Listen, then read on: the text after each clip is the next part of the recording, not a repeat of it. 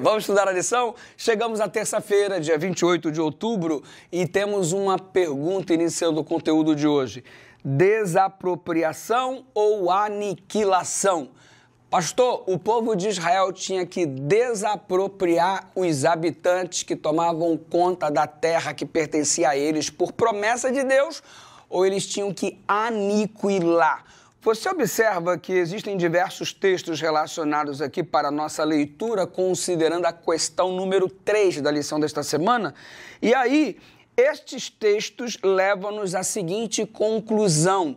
A ordem divina era para desapropriação, era o que Deus desejava, desapropriar a terra, não eliminar, aniquilar os cananeus.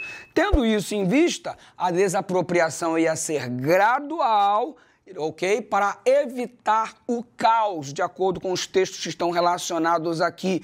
E tudo isso visava destruir a idolatria que fazia parte, era contundente na vida do povo, para que ela não corrompesse o povo de Israel. Até as crianças do povo cananeu eram dadas à idolatria e elas eram os primogênitos, inclusive, levadas a sacrifício humano.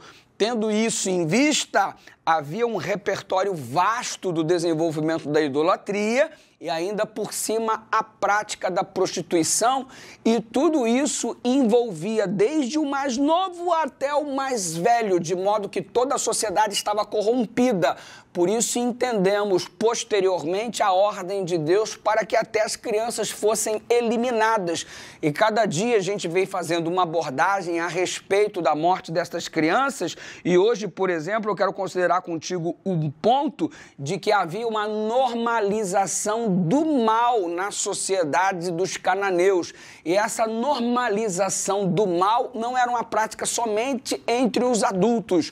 Também entre as crianças, aquilo que o povo de Israel via como mal, à luz da revelação de Deus, para as crianças do povo de Canaã, a prática deste mal era algo normal, de modo que se essas crianças fossem poupadas e inseridas na cultura de Israel, comprometeria o povo de Israel no que diz respeito à orientação divina para estarem afastados da idolatria. E perceba que inicialmente a ordem de Deus era a desapropriação, quando há referência quanto à eliminação está direcionada não a humanos, mas a objetos inanimados.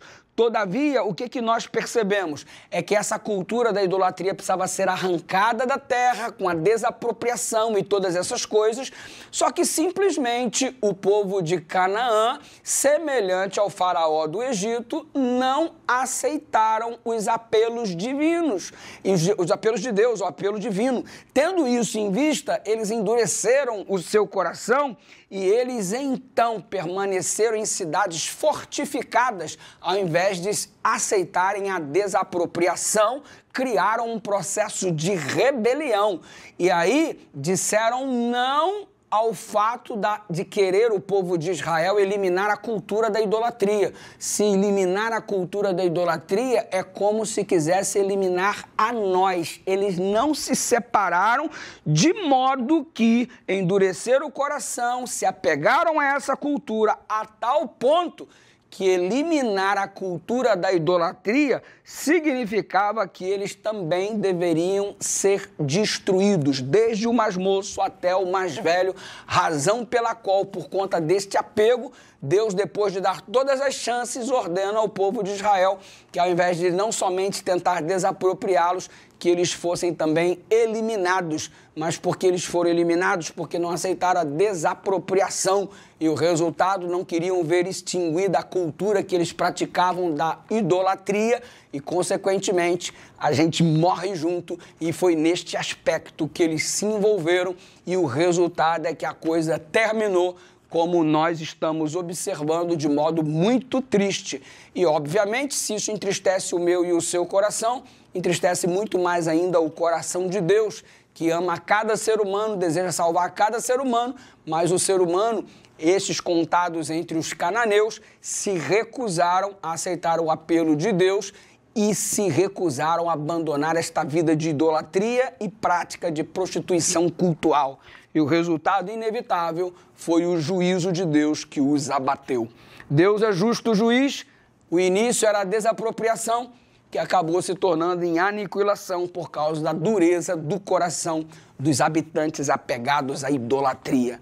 Ei, você está tendo alguma dificuldade de deixar para trás alguma coisa que não agrada a Deus, onde você está muito arraigado a ela?